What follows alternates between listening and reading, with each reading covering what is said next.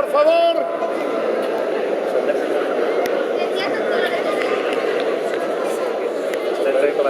Sí, las mujeres debilitan las rodillas, se aflojan las piernas.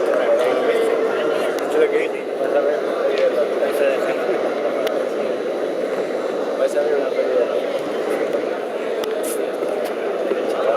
Dani, cuando me digas actúo.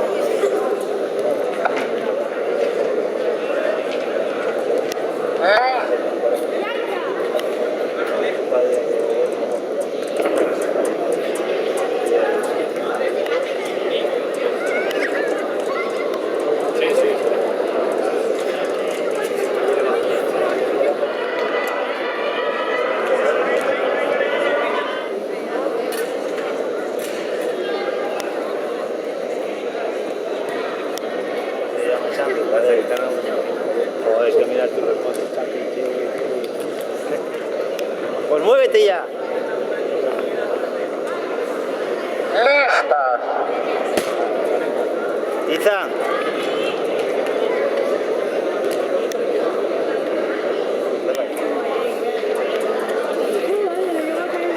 ¿Qué tal?